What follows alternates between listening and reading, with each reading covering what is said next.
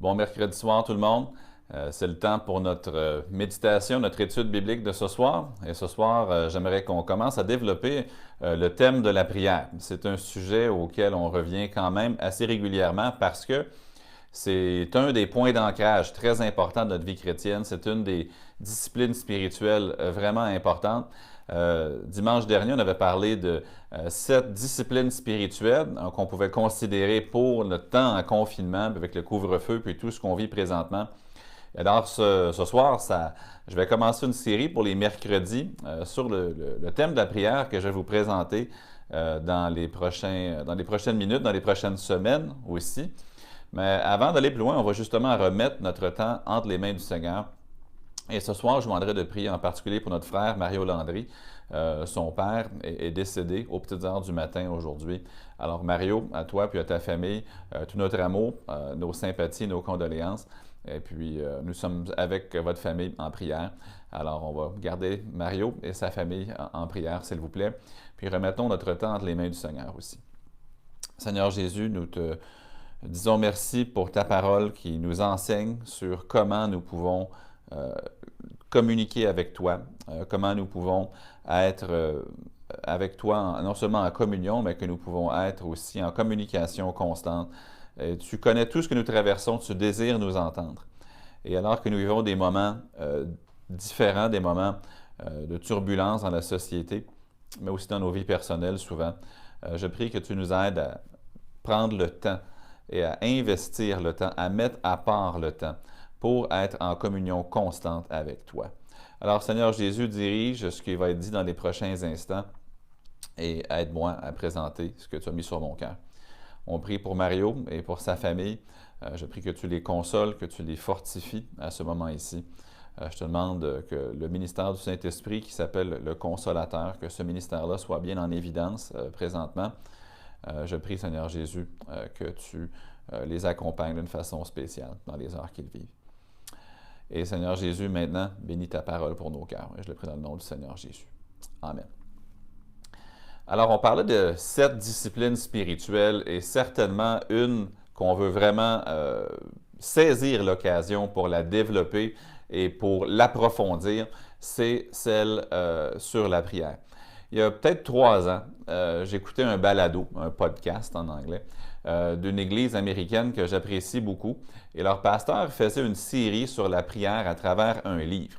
Et c'était en 4 segments. Et puis, j'avais tellement apprécié, ça m'avait tellement aidé que j'avais commandé le fameux livre en question, puis je l'ai lu. Et honnêtement, ce livre-là a été un des livres qui, dans les dernières années, a eu le plus grand impact sur moi. Et puis, ensuite, j'ai découvert qu'il existait en français. Donc, ça fait quand même un bon bout de temps que je désirais prendre les enseignements de ce livre-là, puis vous les partager. Alors, je vous dis, dès le départ, ce soir, je vais le développer comme le Saint-Esprit me dirige. Ça ne va pas juste être un copier-coller du livre du tout, mais les thèmes vont être du livre. Et puis, le livre en question, il existe en français et s'intitule « L'heure qui change le monde » par un dénommé Dick Eastman. Donc, « L'heure qui change le monde », ce n'est pas un gros livre, c'est un petit livre, mais je l'ai lu à plusieurs reprises depuis que je l'ai. Et en anglais et en français. Donc, l'heure qui change le monde, un plan pratique pour la prière. Puis avant d'aller dans ce qu'on va regarder ce soir, l'idée du livre, c'est, alors que Jésus s'approche de ses disciples dans le jardin de Gethsémani, il trouve ses disciples endormis. Et puis, alors qu'ils sont endormis, Jésus leur fait le reproche, « N'avez-vous pas pu veiller 1 heure avec moi? » Et puis, l'auteur du livre, alors qu'il lisait ça, eh bien, il s'est senti quand même convaincu par le Saint-Esprit de son manque de prière. C'est devenu un objectif pour lui de passer au moins 60 minutes par jour dans la prière. Puis au début, ça semblait être un gros défi de trouver 1 heure complète dans une journée pour dédier à la prière. Mais en trouvant plusieurs principes bibliques qui doivent régir notre vie de prière, il développe 12 thèmes différents. Bien, il y en a un qui se répète, mais puis en faisant 5 minutes sur chaque thème, ça lui donnait 60 minutes de prière ininterrompue. Alors, encore là, je ne veux pas que l'objectif soit mécanique, où on pourrait quasiment prendre le mot légaliste, de dire « Ah, j'ai passé 1 heure dans la prière ». Le but, ce n'est pas le 60 minutes, OK? Donc, ce n'est pas l'objectif. L'objectif, c'est d'approfondir notre compréhension de ce qu'on peut et ce qu'on doit accomplir dans la prière et qu'on soit plus motivé pour la prière et qu'on désire passer plus de temps dans la prière. 60 minutes ou 120 minutes. Je connais des gens qui passent 4 heures par jour dans la prière, d'autres qui en passent moins que 60 minutes, mais que je dirais que ce sont des combattants dans la prière. Donc, ce n'est pas l'idée des minutes, mais l'idée, c'est de la profondeur, l'idée, c'est de la consécration et vraiment de mettre la prière au point central. Et puis, on va prendre des principes dans ce livre-là pendant les prochaines semaines. Et puis, je vous encourage à vous le procurer, probablement qu'à travers une bonne librairie chrétienne au Québec, elle se commande. Moi, j'en avais commandé pour des gens de l'Église quelques copies à travers une librairie chrétienne à Longueuil. Je suis certain que d'autres pourraient l'avoir. C'est aux éditions Vida, VIDA. Je mettrai peut-être un lien dans les commentaires sur Facebook, dans le chat, pour que vous puissiez vous le procurer si ça vous intéresse. On va commencer avec la lecture d'un verset ici dans Ésaïe 43 et le verset 22. Maintenant, ça ne vient pas du livre, mais je veux qu'on puisse se concentrer sur la nécessité de la prière. Dans Ésaïe 43, le verset 22, Dieu fait un reproche à Israël. Maintenant, ce reproche-là, certainement qu'il pourrait le faire à plusieurs personnes dans l'Église aussi. Ce n'est pas seulement Israël. Je suis convaincu que plusieurs d'entre nous, nous pourrions être les objets du même reproche. Dans Ésaïe 43, 22, Dieu dit à Israël, « Et tu ne m'as pas invoqué, ô Jacob, car tu t'es lassé de moi, ô Israël. » Est-ce que vous êtes à un point dans votre vie où vous êtes lassé de Dieu? Maintenant, il n'y a personne qui dirait qu'on est lassé des bienfaits de Dieu. On aime le chanter contre les bienfaits de Dieu, puis honnêtement, on en veut davantage. Mais lassé de passer du temps avec lui. Des fois, les adolescents veulent avoir tout ce que les parents peuvent leur donner, mais quand papa et maman veulent passer du temps avec eux, tout d'un coup, ils ne sont pas tellement intéressés. Ils veulent les bienfaits sans avoir une relation active. Maintenant, ce n'est pas tous les ados, mais il y en a que c'est comme ça.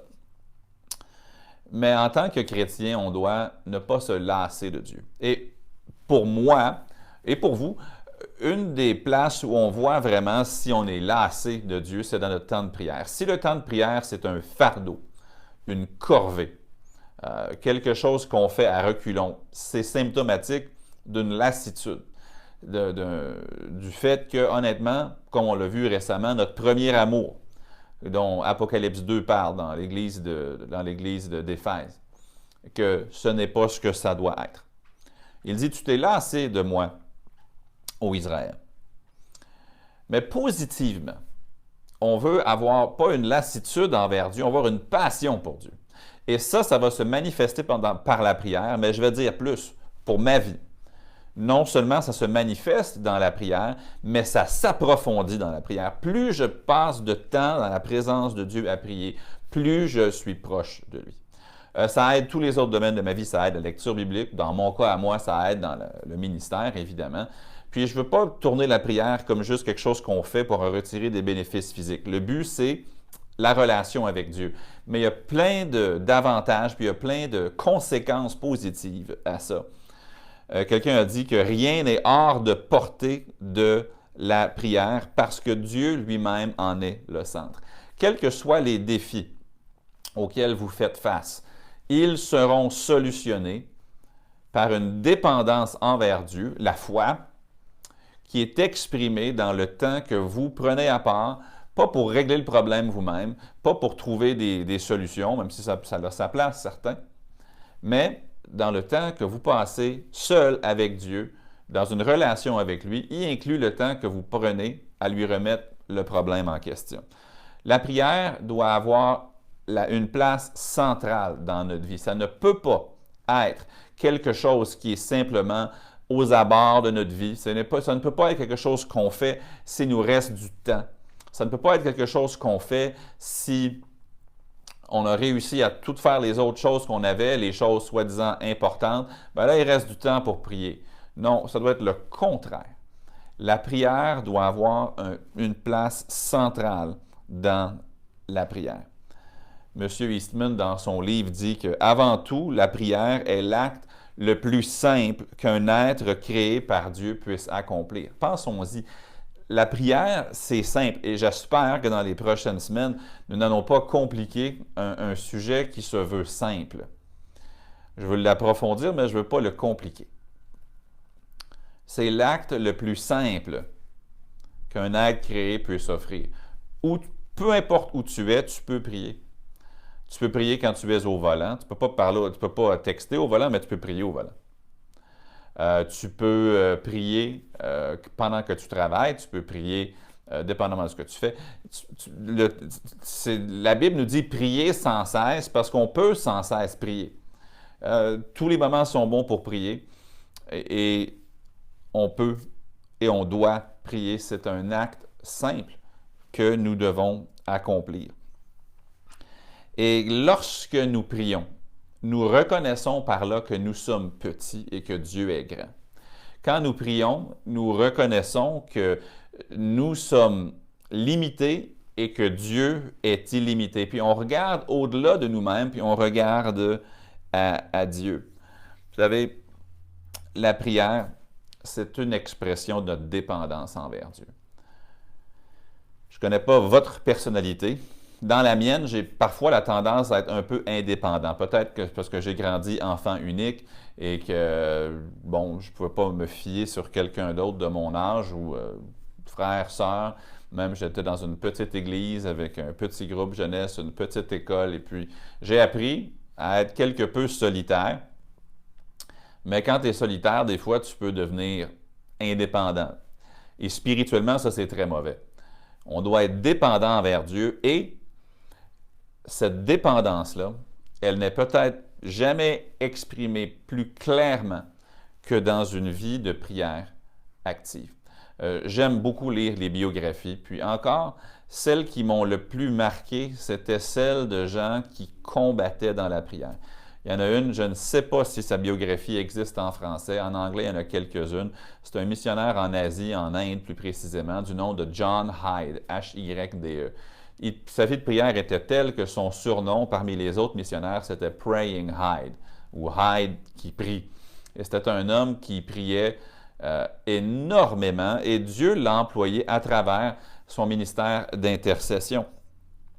Malheureusement, contrairement à lui, beaucoup de gens font peu de cas de la prière et n'en font pas une partie importante ou intégrante de la journée.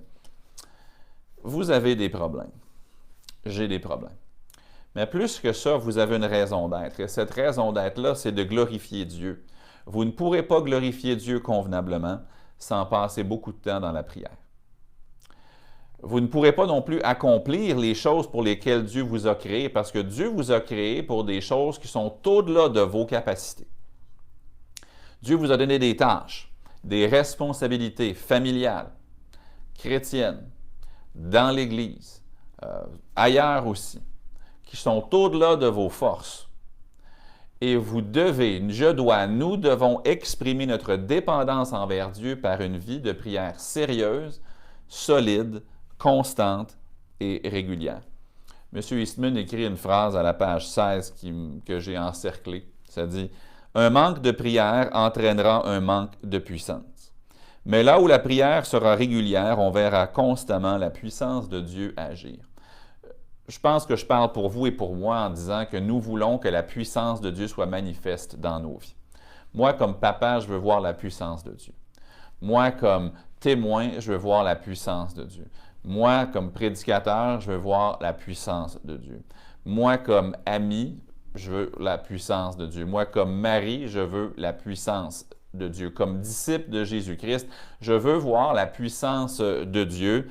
Et si je ne prie pas, je ne la verrai pas comme je dois la voir, ni comme je veux la voir. Nous devons avoir une vie de prière vibrante et active. Je ne pense pas exagérer en disant que si il y a un mandat pour le reste de votre vie, sous le chapeau de la vie chrétienne, sur lequel vous devriez absolument être victorieux, c'est dans votre vie de prière. Si vous arrivez à mettre de côté les pressions, les futilités aussi du monde, pour donner à la prière le développement et la place qu'elle mérite, je crois que vous aurez fait un énorme bout de chemin vers une vie qui va plaire à Dieu, qui va glorifier Dieu et qui va aussi manifester la puissance de Dieu. Il n'y a personne de ce côté-ci de la caméra ou de l'autre côté de la lentille qui peut se permettre, en tant que chrétien, de ne pas avoir une vie de prière.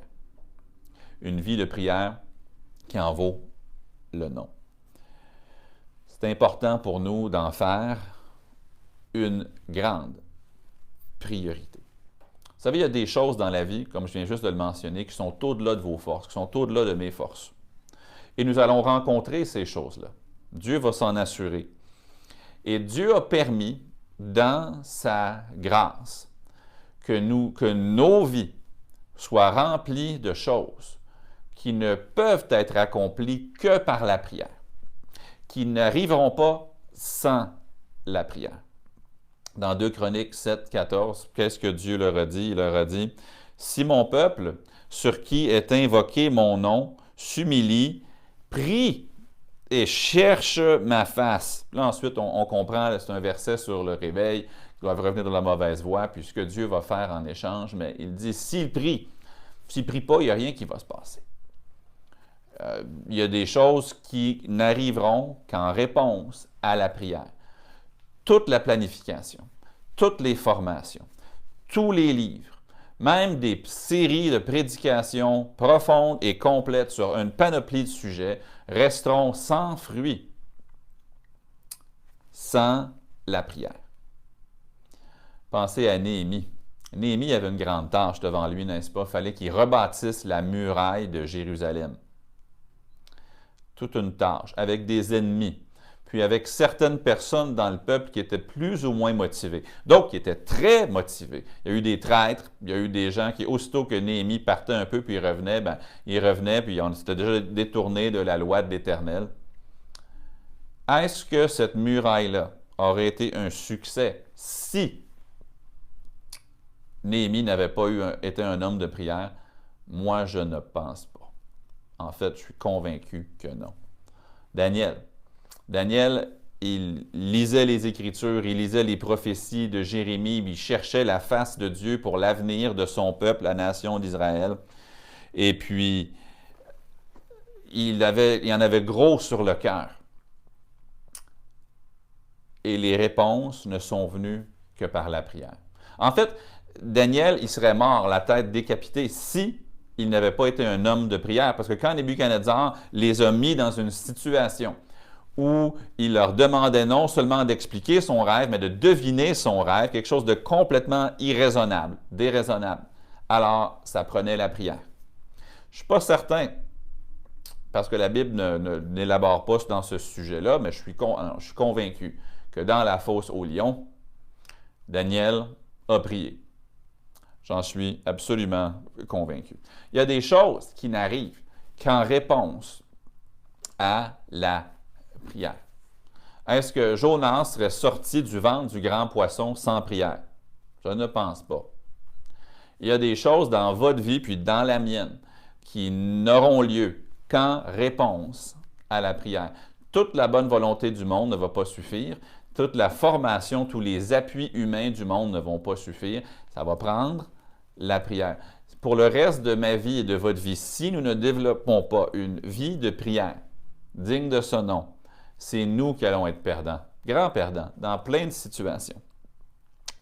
Si vous lisez les biographies de gens dans le passé qui ont été puissamment employés par Dieu, vous allez remarquer un trait commun. C'était des gens qui étaient fervents dans la prière. Il y a un homme, Charles Finney, c'était un prédicateur qui faisait des croisades d'évangélisation. Et lui, il envoyait un homme discrètement, bien avant sa croisade, dans une certaine ville, pour qu'il aille faire une chose, juste prier. Finney allait venir, dans un mois, dans telle ville, pour prêcher l'Évangile plusieurs soirs en ligne, sous un grand chapiteau ou quelque chose. Et cet homme-là le précédait. Puis il débarquait du train sans fanfare. Et puis tout ce qu'il faisait, c'est qu'il allait dans la ville pour faire une chose, pour se dédier à la prière. Charles Spurgeon, c'est bien connu, Quand il prêchait, souvent, au sous-sol de l'Église, il y avait ce qu'il appelait sa fournaise de prière. Un groupe de gens qui priaient pendant la réunion pour ce qui se passait en haut dans la prédication de l'Évangile. Et même, ce qui m'étonne, c'est que dans les gens qu'on lit, c'est pas tout le monde qui croit tout exactement comme nous. Ce que je veux dire, c'est que dans certains cas, il y avait des doctrines qui n'étaient pas tout à fait au diapason de la parole de Dieu. Oui, ils croyaient l'Évangile, ils croyaient le salut par grâce, ils croyaient les essentiels de la foi. Mais il y avait des gens dans diverses dénominations qui tous ont été employés par Dieu, ce qui me pousse à une réflexion. Autant, c'est important pour moi d'avoir la bonne doctrine, et je ne veux certainement pas amenuiser ça. C'est important d'avoir la bonne doctrine. C'est aussi extrêmement important d'avoir un cœur dépendant envers Dieu. Parce que si j'ai raison, j'ai toute la connaissance, j'ai raison sur tous les points de théologie, mais que je ne suis pas dépendant envers Dieu, je ne passe pas de temps dans la prière, eh bien malheureusement, ce sera très insuffisant.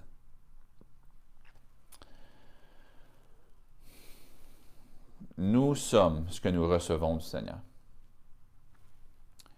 Nous sommes entièrement dépendants de lui.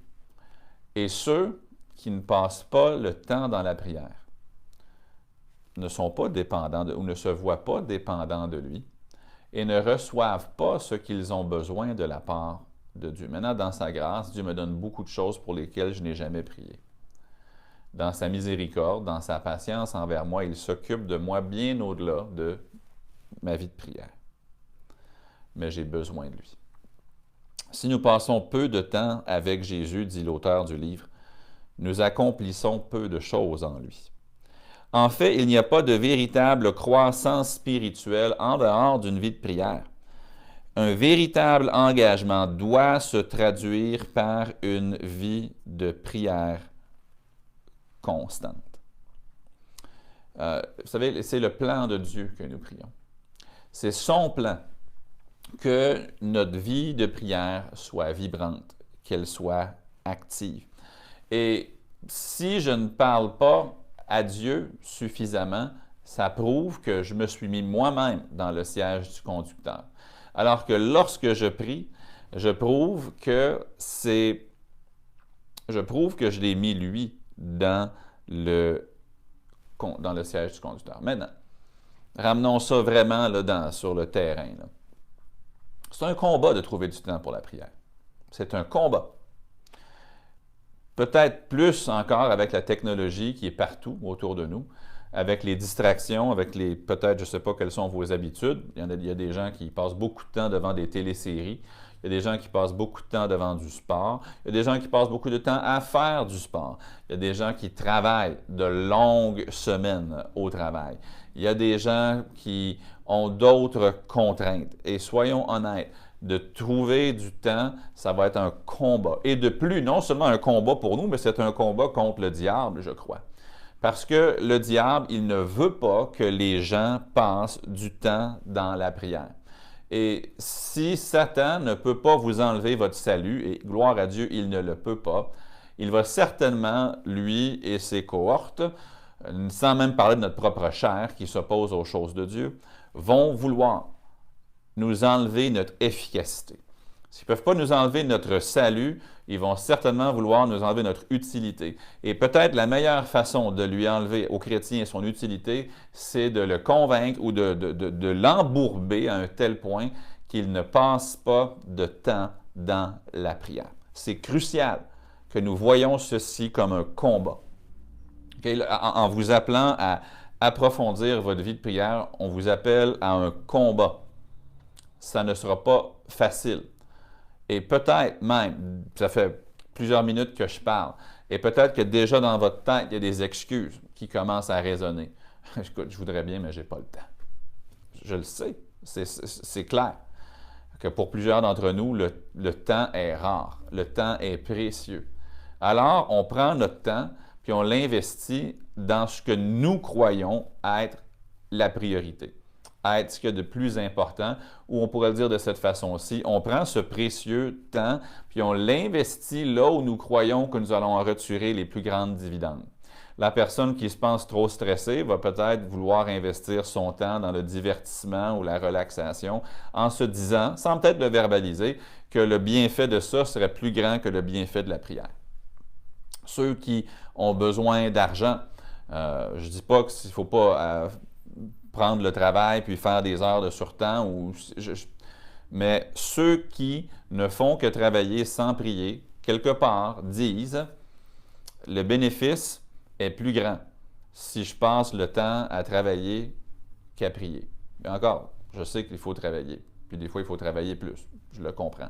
Cela dit, on ne peut pas négliger la prière. La prière va rapporter un plus grand bénéfice que le spa, ça va rapporter un plus grand bénéfice que la télévision, ça va rapporter un plus grand bénéfice que le travail, ça va rapporter un plus grand bénéfice que toute autre chose. Et ce n'est pas juste des bénéfices, c'est encore plus important parce que ça plaît au Seigneur. Et c'est une expression de notre foi, notre dépendance envers lui, qui est centrale si nous voulons être victorieux. Parce que la victoire sur le monde, selon 1 Jean, c'est notre foi. Et il n'y a aucune vie de foi qui est une vie sans prière ou avec peu de prière. Alors, il faut prendre le temps. Peut-être qu'il faut se lever plus tôt. Je ne sais pas, peut-être qu'il faut se coucher plus tard. Peut-être qu'il faut faire comme d'autres ont fait et simplement créer un bloc de temps, trouver avec créativité une façon de mettre ce temps-là à part, dire non à certaines autres choses pour investir ce temps-là dans la prière. Maintenant, là où le livre m'a aidé beaucoup personnellement, beaucoup de ce que j'ai dit, sauf les citations que je vous ai données, ce sont des pensées personnelles, plus que le livre, mais ce que ce livre-là ou d'autres ressources m'ont beaucoup aidé. Je ne sais pas si vous êtes quelqu'un qui parfois peut être distrait dans la prière. Je pense que je vois des gens sourire, même si je ne vous vois pas. Des fois, on prie, puis là, notre pensée va ici, puis nos pensées vont là, puis là, on a de la difficulté à se concentrer, puis là, on se sent mal parce qu'on est en train de parler au Dieu Tout-Puissant, puis nos pensées se sont égarées. Mais lorsqu'on approche la prière avec une structure, eh bien, ça nous permet d'être plus efficace, évidemment. Ça nous permet également d'être plus concentrés, de savoir où on s'en va, d'avoir une conversation bien dirigée, tout en donnant au Saint-Esprit l'attitude de nous rediriger ou encore de nous convaincre ou autre chose. Vous savez, la plupart des choses de la vie, on les fait par système. Si vous voulez faire du pain ou vous voulez faire du gâteau, vous allez suivre une certaine recette. Peut-être que cette recette-là n'est pas seulement dans votre tête, elle n'est peut-être pas écrite, mais oui, ça importe dans quel ordre les ingrédients sont mélangés. Oui, ça importe combien de temps on passe sur ceci, puis combien de temps ça reste au four. La plupart des choses que nous faisons, on les fait avec une certaine structure ou avec un certain système. Et là, je parle pour moi, personnellement, d'approcher la prière. Puis là, je ne veux pas en faire quelque chose de mécanique ou de plastique, mais d'approcher avec une intention sans m'aide. Il y a un livre que j'ai dans ma bibliothèque qui s'appelle « Alone with God », « Seul avec Dieu ». Ça avait été écrit par un pasteur de la jeunesse. Ça m'avait beaucoup aidé. Puis lui, il utilisait l'analogie du gymnase. Il dit, c'était un homme qui aimait beaucoup s'entraîner. Puis il disait que quand lui, il allait au gymnase, eh bien, il n'allait pas au gymnase juste sans avoir un objectif ou un plan. Il se présentait au gymnase en sachant qu'aujourd'hui, je vais aller sur, je ne sais pas, le vélo stationnaire pour tant de minutes, puis après, je vais aller faire tel genre d'exercice. Aujourd'hui, je vais travailler mes abdos, ou je vais travailler mes bras, ou je vais travailler mes jambes, je vais faire du cardio. Il arrivait avec un plan, parce que s'il se présentait au gymnase sans avoir un plan, eh bien, ça risquait de ne pas être tellement efficace. Si vous allez à l'épicerie, probablement que vous y allez avec un plan. Peut-être vous avez une liste. Oui, tu peux aller à l'épicerie sans aucun plan, puis juste te promener dans les allées, puis dire « Ah, ça a l'air bon. Ah, ça, c'est en spécial. » Dépendant de quel genre de personne vous êtes, le résultat pourrait être soit à forte teneur calorifique, le résultat dans votre panier, ou encore ça pourrait être très dispendieux, ou on y va avec un plan. Quand on approche la prière, pourquoi ne pas avoir un plan? Ça ne veut pas dire qu'on ne sera pas flexible, ça ne veut pas dire que ça ne sera pas une conversation naturelle avec notre Seigneur et Sauveur, Mais la Bible nous dit de faire telle chose dans la prière. La Bible nous encourage à faire telle autre chose. Alors pourquoi ne pas approcher avec un plan? Et ça, personnellement, ça m'aide à rester concentré aussi. Ça m'aide à rester focus, un bon mot anglophone, sur mon temps de prière, puis de vraiment donner à Dieu des minutes ou des heures de qualité. Maintenant, une mise en garde. Alors qu'on va regarder ces principes-là, ne tombons pas simplement dans un aspect mécanique. Okay? Dans le livre, ils vont parler de 12 thèmes. Maintenant, dans une heure de prière, peut-être que vous aurez juste le temps pour les 8 thèmes. Ce n'est pas un péché de ne pas avoir fait les 12, on s'entend. Le but, c'est d'approfondir, le but, c'est d'apprendre, le but, c'est de se discipliner, le but, c'est de progresser. Et puis, ce n'est pas de se mettre dans une boîte, dans une cage, que je dois prier de cette façon-là. Non, le but, c'est simplement de donner à la prière plus de temps, évidemment, mais aussi plus d'impact, plus de sérieux. On doit prier. Jésus nous demande de le faire. Et aussi, c'est la prière fervente du juste a une grande efficacité. Alors, apprenons à mieux prier. Je ne dis pas que vous priez mal. Je veux juste dire, on peut tous plonger les regards dans la parole de Dieu, regarder des principes bibliques, puis approfondir notre vie de prière. Alors, pour ce soir, le devoir est celui-ci, de désirer une meilleure vie de prière, puis de commencer à regarder où je peux couper pour donner plus de temps de qualité à ma relation avec Dieu. Et vraiment de comprendre, de méditer et de ne pas avoir une vie, comme on l'a lu au début dans Ésaïe, qui s'est simplement lassée de l'Éternel. Mais plutôt une vie de vainqueur, une vie de foi, une vie de dépendance envers Dieu qui sera certainement exprimée en plaçant la prière comme une des grandes priorités de la vie. Que Dieu nous fasse grâce en nous aidant à devenir des hommes et des femmes et des jeunes gens de prière. Seigneur Jésus, nous te louons parce que tu es celui qui nous a donné, même avant d'aller à la croix, un grand exemple de l'importance de la prière lorsque tu étais dans le jardin de Gethsémani. Et ailleurs même, tu prenais du temps à part pour prier. Malgré ta toute-puissance, tu prenais ce temps à part pour prier. Tu as enseigné sur la prière. Les apôtres ont enseigné sur la prière. Dans l'Ancien Testament, nous apprenons sur la prière. Dans les psaumes, nous apprenons beaucoup sur la prière. Alors, Seigneur Jésus, dans les semaines qui viennent, aide-nous alors que nous considérons ce temps de prière à non seulement l'allonger, même si je ne veux pas l'allonger juste de façon mécanique, mais certainement à le développer, à l'approfondir et que ça puisse devenir non pas juste un moment passager de notre vie, mais que ça puisse être vraiment le commencement d'une habitude qui apportera des dividendes et ici et pour l'éternité dans nos vies, puis à travers nos vies. Sois glorifié dans nos vies. Nous t'aimons, nous avons besoin de toi, nous sommes dépendants de toi. Aide-nous à toujours le réaliser et aide-nous à passer ce temps précieux avec toi. Et je le prie dans le nom du Seigneur Jésus. Amen. Alors, on a notre temps de prière sur Zoom pour l'Église baptiste centrale de Laval dans quelques instants à 7h45.